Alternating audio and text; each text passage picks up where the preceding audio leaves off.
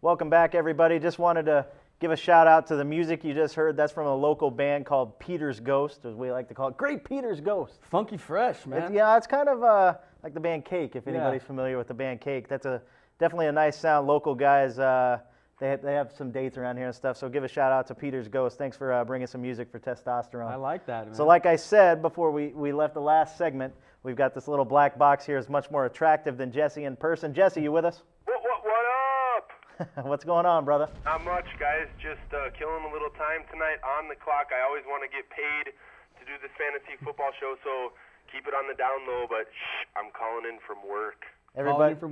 Everybody, Jesse's work number is 952. Nah, I'm just kidding. So we're really glad to have you on, Jesse. I know you're working for the man over there in Bloomington, and in the meantime, we're going to start breaking down the matchups. The first matchup of this segment is the Cleveland Browns at the New York Jets. I'm going to get some impressions from you first, Yeastie. Tough loss by the Browns in the last week's game to the Cardinals. Mentioned it a little bit before. Yeah. Kellen Winslow Jr. getting forced out in the back of the end zone. I know you saw the play. Give me your thoughts. You know, if you ask me honestly, unbiased, his right foot came down inbounds, which makes me think that his left foot would have came down inbounds. But, you know, I'm not going to complain. I mean, the Browns have had their share of good calls go their way. They didn't really deserve to win that game. They didn't really put themselves in a great position early on. Derek Anderson looked ordinary till about the late third, early fourth quarter. You know, and the Cardinals beat them. That's the way it goes. But I think they're going to rebound in a big way against the Jets this week. So, Jesse, Thomas Jones got off finally in the running game last weekend. They host the Cleveland Browns, who always yield a plethora of yardage through the ground. Tell us what you think about the Jets' ability to run the football here in this game, or is Kellen Winslow going to get it going through the air? Well, look, Thomas Jones is a guy that fantasy owners have absolutely loathed throughout the entire season. Chances are, if you got Thomas Jones on your roster, you had him going into the season as your number 2 back, and really he's been a complete disappointment, like you say, Jeff, not getting into the end zone until week 13, that late in the season. He's a decent play here just because the Browns do cede some yardage on the ground, but chances are if you have him, you're not playing this weekend, as the fantasy playoffs are here in most leagues. So he's probably not a big-time fantasy play for anyone. And on the Kellen Winslow tip, I personally think he caught that ball last week. The refs blew that call, and the Browns should have won that game. Well, that's good to hear. You know, what do you think about Kellen Clemens this week, Jesse? Kellen Clemens, you can't really lean on him in any fantasy situation. He's a young guy, definitely has a stronger arm than Chad Pennington. I know that Mangini and the entire Jets organization really thinks that this young guy is the future, but as far as I'm concerned, the future is not now. You can't lean on him in a fantasy playoff week like this. Keep him on your bench, and in dynasty or keeper leagues, consider keeping him on your roster. But for right now, he's got to ride the pine. The Cleveland Browns are currently allowing 131 yards on the ground per game, and I do think that Thomas Jones will get every bit of that. If you've been stashing him on your reserve list and you need a win this weekend in your tough playoff matchup, I think you're going to get a good bit of yardage out of Thomas Jones this weekend, but maybe not into the end zone. Yeastie, I wanted to ask you, Jamal Lewis had a great game last weekend.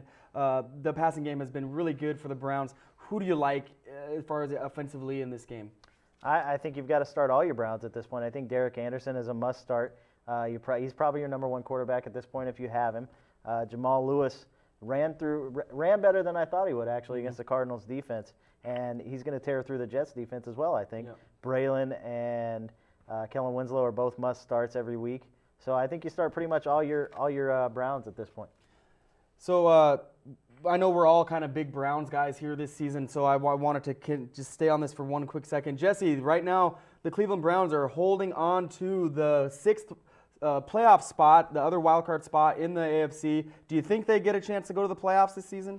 Actually, I do. I mean, the Cleveland Browns are playing a lot of difficult opponents throughout their schedule so far, but really, Jeff, you look at the way their schedule breaks down over the last month or so of the season, it's pretty favorable. They've got some winnable games in there. And the other thing that I like about this squad is, they haven't just done it with big plays on offense. They are able to grind it out in the running game with Jamal Lewis, and as the season continues to wear on, that power running game, I think, gives them a touch more of legitimacy. I don't expect them to do much in the playoffs, but, I mean, let's realize that, 2.5 months ago, people were talking about Romeo Crennel possibly being on the outs by the end of this season. He's definitely solidified his job there, and, the Browns are really moving in the right direction. Yeastie, you got to be fired up. Yeah, I'm pretty happy. I mean, I thought that when they gave up their first-round pick next year to Dallas for Brady Quinn, it looked like it was going to be a top 5 pick. And I was actually going to be pretty upset about that because it could be Darren McFadden. So, but, it looks like at this point it's going to be late teens, early 20s. So, yeah, I'm actually pretty happy with the way they've played. And hell, as a Browns fan, you just have to be happy anytime you see any number above 5 in the victories list. Are they going to make the playoffs? I don't know. You want the schedule breakdown real quick? After this week at the Jets, home against Buffalo, and then at Cincinnati, and followed up at home against the San Francisco 49ers. All 4 of those games, I could see the Browns winning all 4 of those. But, it's a young team. They're up and coming. They've had some struggles. They showed a lot of resilience in the game against Arizona. So, we'll see. I'm not gonna say that I think they're gonna go to the playoffs but it looks like they definitely wouldn't surprise me if they did at this point.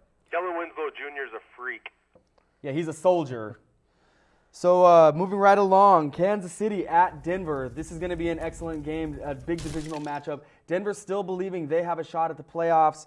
Jesse, let's start with you. What do you think about the Travis Henry news? He's not going to be suspended now. And does any of that positivity translate over to the field? Well, Travis Henry scored 2 touchdowns last weekend, and I mean, the Denver Broncos running game has always been one of those touch-and-go type situations for fantasy owners. It's like, if you know who's the man, he can really be an explosive element for your fantasy squad, but half the time it's a total throw of the dice, a complete crapshoot, which direction Mike Shanahan is going to go in. And this year it's been the same thing. I mean, a lot of the fantasy mags in the early part of the season were telling you Travis Henry was, a bona fide number 1 guy or a top 10 or 12 guy for sure.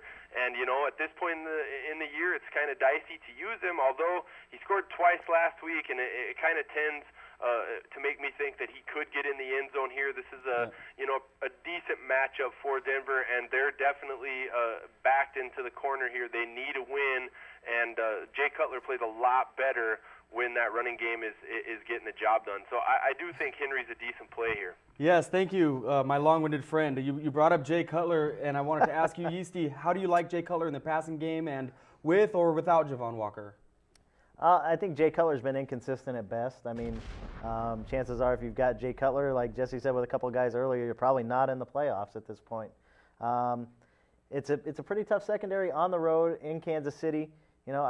Brandon Marshall, I think you're going to play him. Brandon Stokely is a good number 3, but I just don't really like Jay Cutler a whole lot. I would try to find another option if you could. Okay, real quick, guys, on the other side of the ball, Kansas City, Damon Heward got back into the mix. Jesse, do you have any idea of who's going to be the quarterback for this team, the Chiefs? And if it is Croyle, how do you like their passing game? I don't think it's going to be Croyle, actually. I think they're going to reserve him here. You don't want to fracture his confidence. He's been a little bit dinged anyways, didn't play last week. They're not going to throw him in, especially if he's not 100% against a fat secondary like Denver. I think they go with Heward, and as such, I really don't like anybody in the passing game, although they could get something accomplished on the ground with Colby Smith. And Gonzalez. Yes. Well, Gonzalez last week, 10 catches, 140 yards. When Heward is in there, he throws to Gonzalez. When Croyle is in there, he goes to Dwayne Bowe, is what it seems like. Last time, Dwayne Bowe, 9 catches, 105 yards over that Denver secondary. So he's a solid number 3 with either guy in there, I think. A banged-up Indianapolis squad goes to a Baltimore team that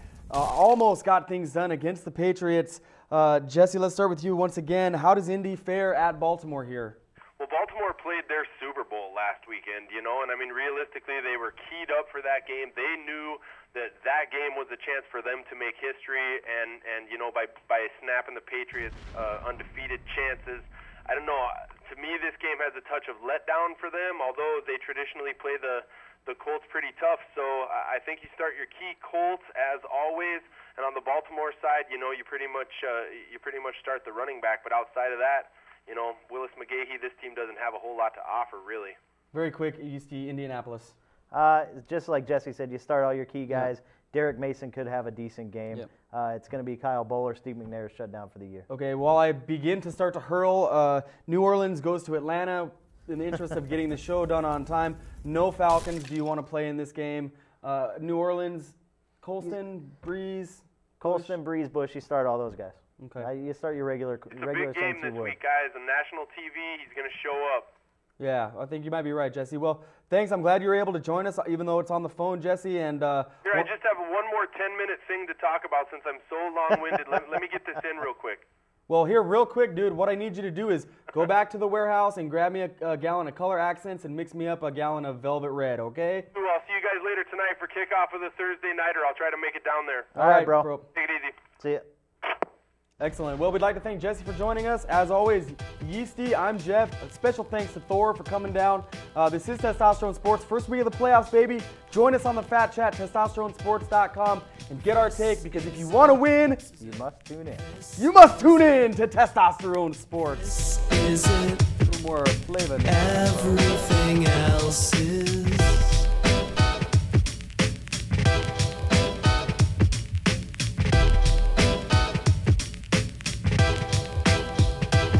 I try and tell it like it is, or at least how things are coinciding, while inciting everything from contempt to origami. Shaped like a bird without a beak. Miss, what's wrong? You seem so bleak, and your outlook looks a little out of place. We've gotta get out of this place. If it's the last thing we ever do, Reverend Move, I've got a couple things to share with you, as well as all the morally uneasy people in the room. Just bite down here on this mushroom, if only for a second, so y'all can see things different. Perspective makes you realize your life's a mess, kid. Message, just leave it at the tone.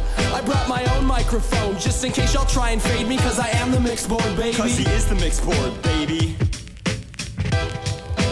Tell him, hype man.